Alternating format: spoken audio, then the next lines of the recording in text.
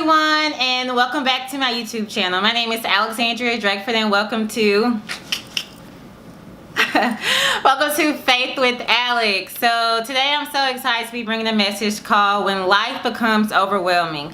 And this is something that I'm gonna say I always experience. My life ain't that bad, but sometimes my life can be overwhelming. Sometimes I know your life can be overwhelming, and definitely throughout the Bible we find people who've walked with the Lord where their lives became overwhelming. And life can just be so tough, so annoying sometimes, where we just become frustrated, where we become weary in well-doing. And I want to encourage you to push through those overwhelming times. And today we're going to go to the book of Job, and we're going to start in chapter 1, verse 1.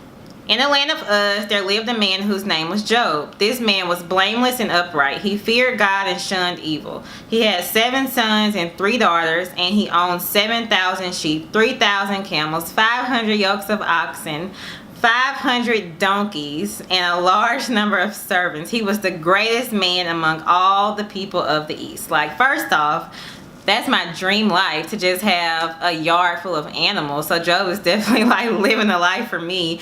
But basically this is painting the picture and painting the character of Job, because he was a man who was upright. He walked with the Lord. He was a wealthy man, a well-known man, and also a well-respected man where he lived. And it goes on to say that his sons used to hold feasts in their homes on their birthdays, and they would invite their sisters to eat and drink with them. So when the period of feasting had run its course, Job would make arrangements for them to be purified.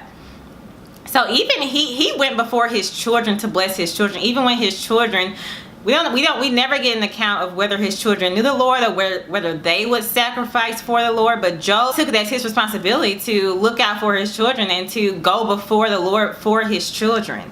And it goes on to say that early in the morning, Job would get up and sacrifice a burnt offering for each of them, thinking, perhaps my children have sinned and cursed God in their own hearts.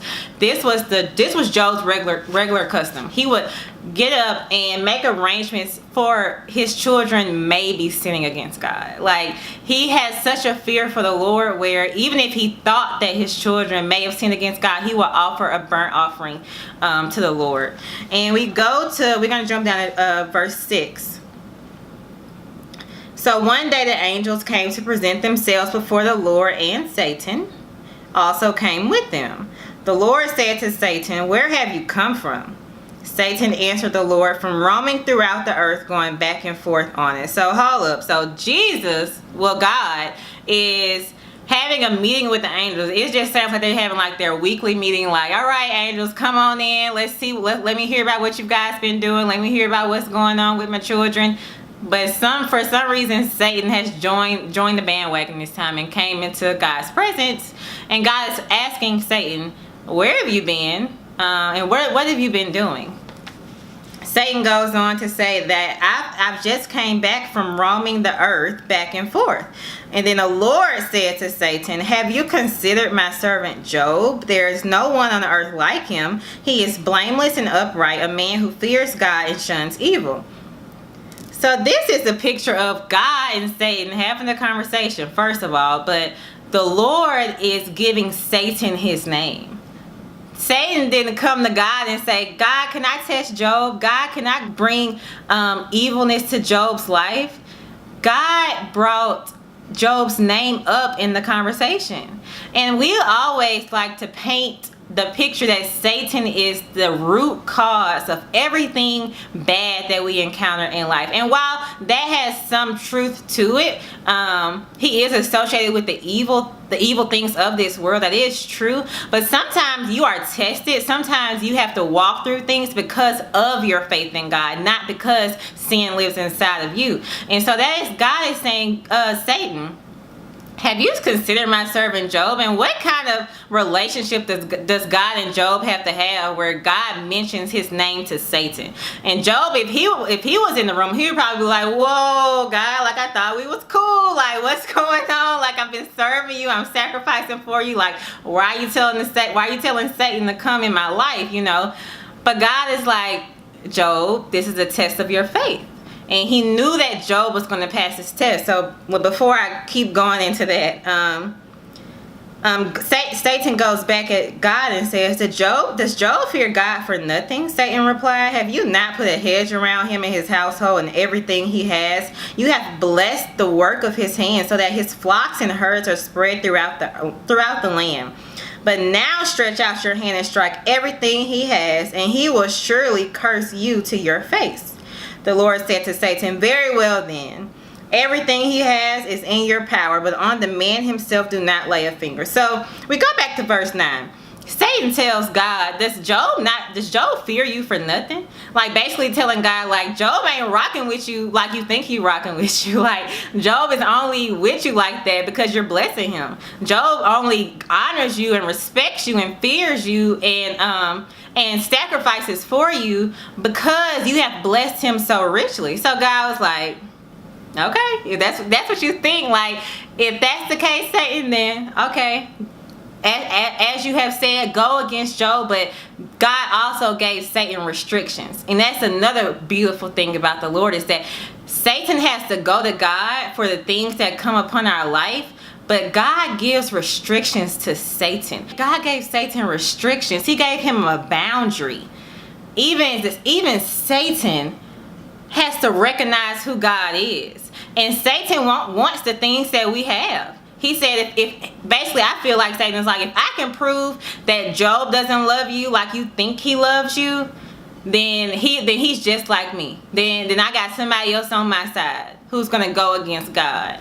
When the whole time Satan already knows who God is, he knows the authority that he has, he knows the dominion that he has, and he ultimately just wants to be God. He wants to be back in God's family. But since God has kicked him out, he wants to go after everything that God created, after everything that God has blessed you with, to shake you down, to make you feel like your life is so overwhelming, so God cannot be on your life. Your life is so overwhelming that God cannot love you. Your life is so overwhelming that God cannot be in the midst of all of this. Basically what Satan is wanting to express and to push onto Job. Then Satan went out from the presence of the Lord. Verse 13. One day when Job's sons and daughters were feasting and drinking wine at the oldest brother's house, a messenger came to Job and said, the oxen were plowing and the donkeys were grazing nearby, and the Sabeans attacked and made off with them. They put the servants to the sword, and I am the only one who has escaped to tell you. So his servants are dead, his oxen and donkey are gone, his livelihood, his money, the way he creates wealth is gone. While he was still speaking, another messenger came and said, the fire of God fell from the heavens and burned up the sheep and the servants, and I am the only one who has escaped to tell you. Again, his sheep, his livestock, his servants have now been burned up and dead. And we find ourselves in verse 17. While that messenger was still speaking, another messenger came and said, the Chaldeans formed 3 raiding parties and swept down on your camels and made off with them. They put the servants to the sword, and I'm the only one who has escaped to tell you. Verse 18, when he was still speaking, yet another messenger came and said, your sons and daughters were feasting and drinking wine at the oldest brother's house, when suddenly a mighty wind swept in from the desert and struck the 4 corners of the house. It collapsed on them and they are dead, and I am the only one who has escaped to tell you. So all of these tragic things has happened in Job's life thus far. His sheep, his oxen are gone, his servants are gone, and finally the last straw that would have tore me to pieces, tore anyone to pieces, is that now his children, his sons and daughters are now dead. So at this, verse 20, Job got up and tore his robe and shaved his head, and he fell to the ground in worship and said, naked I came from my mother's womb, and naked I will depart. The Lord gave, and the Lord has taken away. May the name of the Lord be praised. In all this, Job did not sin by charging God with wrongdoing. How great of an example has Job created for us, that when we face those trials, when we face those overwhelming days, we must fall to our knees and worship. Job did not go to God and say, God, it's me. It is Job. It is the person who has been serving you. It is the person who offers up burnt sacrifices to you. It is me, Job. He didn't go and list his accolades. He humbled himself in worship the God who is in control of his life. He said, you know what? The Lord gave it to me when I didn't have anything, and if he wants to take it away, it's his will. I am a servant in my Father's house. I am a sheep, and he is the shepherd, and wherever he wants to take me, that's where I'm gonna go. And that is the attitude that we must have. And I know that life can be so overwhelming. One of the overwhelming things, I guess, in my life is that my dog, and I've had my dog for 15 years. It's like my little baby. I've had him since I was 8 years old. So my dog has been sick for maybe a year now, almost a year now. And every time we go to the doctor, it's something different. And I'm like, I prayed. I'm like, all right, Lord, you know, let's make this doctor have the right wisdom. Let's give this doctor the right knowledge. Because first of all, I'm tired of paying all this money, and you know, I just want my dog to be healed. I just want him to have a normal life again, you know. And every time it's something else. If it's not this, it's that. If it's not that, it's this. Every time we go to the doctor, it's something new. It's something else that's going on. It's something, all this extra stuff, and it becomes overwhelming. And like any person that we care about, and like any person that we love, we want them to be healthy. We want them to be strong. And maybe it's your family members where you can kind of relate, where some of your family members are walking through sickness and disease, and you're not understanding why God has not healed them yet. Sometimes, guys, the Lord gives us tests and trials to see our faith. Sometimes we should be so close to God where God can mention our name to Satan, and Satan can come upon us, but we still fall down and worship. That we say nothing that I face in this life will separate me from my Father. That nothing that I encounter in this life will separate me from worshiping my Father. He is still good, and whatever he wants to do with my life, I am on board. We have to commit to that attitude. We have to learn that attitude, and it is not something that we just pick up and welcome. We have to learn how to do that. We have to work on that. And that's the example that Job is painting here, is that no matter what I face, no matter what it is, as disheartening as that must have been, to lose not only his life, but to lose his children, his very own children. I mean, that would have just broke me. And I'm sure he was distraught, but he had this inner peace. He had learned how to have peace on the inside of him, and he knew that, you know what? No matter what comes against me, I'm going to trust in the Lord. And we learned that, you know, some chapters later, Job gets back everything that he lost, plus. He gets everything back double.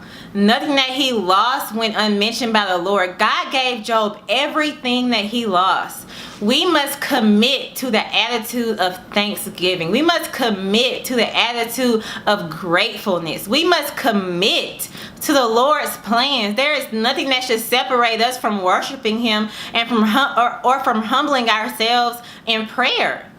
It doesn't matter if my dog gets sick. It doesn't matter if my mom gets sick. It doesn't matter if my friends leave me. It doesn't matter if my boyfriend leaves me. It doesn't matter if I have a job today or if I lose my job tomorrow. It doesn't matter if my kids are doing well in school or tomorrow they get expelled. It should not matter to us the things that we face in this life, because we should have the reassurance that God is directing my steps. So no matter what I face, I know that God will make this thing turn around for my good. His word says that. And it is like I said, it's a beautiful thing. I mean, it's just speaking to me right now, that it's just a beautiful thing that God gave Satan Job's name. Like Satan, like the person who is out to kill and destroy us. Like God mentioned Job's name to Satan because he entrusted Job to pass the test. He entrusted Job. And a lot of times it's easy for us to say, you know, we trust God. We trust that God can do anything in our lives. We know he's going to move. We know he's going to do great things. It's not really hard all the time for us to say that. What is a hard concept for us to realize sometimes, and what is a hard thing for me to realize sometimes, is that God has entrusted me to do things in this life. God has entrusted me to pass certain tests that I'm facing. And I looked up the definition of entrust, and it is to change or invest with a trust or responsibility, to charge with a specified office or duty involving trust. God has entrusted us to pass the test. You got to think about it like this, like God has invested in us. The things that you're facing in life, he's like, look, you can't really give up right now. You can't really doubt in me right now, because I'm kind of dependent on you, because I need my glory to shine on this earth through this situation. You know, it's not really about you, Alex. You know, at the end of the day, it's not really about you. It's not really about your uncomfortable feelings. It's not really about you wanting to get out of this test. It's not really about you getting mad at me and frustrated with me because I'm taking things away from you. It is, I am entrusting you, Alex, to walk through this valley, because I'm going to get the glory at the end of this. It's not about you. It's about the people who are on the other side of your obedience. That is why I have to be obedient wherever I am, whatever walk, whatever season that I face. I have to be obedient to the call that I know that God has placed on my life. And sometimes it's so bad. I feel so bad for saying this sometimes, but I get mad that I'm called, because I feel like I get tested, I get shifted, I get moved. Everything that I thought I had left, or the things that I thought I had planned is gone now. And now I have to submit my will to the God's will. And it's a great thing. Don't get me wrong, it's a beautiful thing. I trust him more than I ever have before as well. But when you're called, when you're chosen, when God wants to use you to touch others for his kingdom, you have to be willing to be uncomfortable sometimes. You have to be willing to not have all the answers. People are going to ask you things like, why is that happening to you? I'm sure Job did have people actually ask him, like, why are you even trusting in God anymore? Like, why won't you just curse God and die? But Job said, no, I'm not going to do that, because I know my Father in heaven sees me.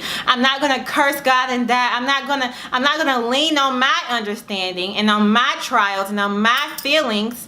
I'm going to lean on a God who has directed my paths when I had a lot of stuff, and the God who is directing my paths now when it seems like I don't have anything. God can use your nothing to make everything happen in your life. Trust in God. Lean on God. Believe in the Lord. He is directing your path. Do not feel so overwhelmed with this life. But know that in those times when you have those bad days, because they're going to come. When you have those bad days, you have to learn. You have to be committed to having a thankful attitude.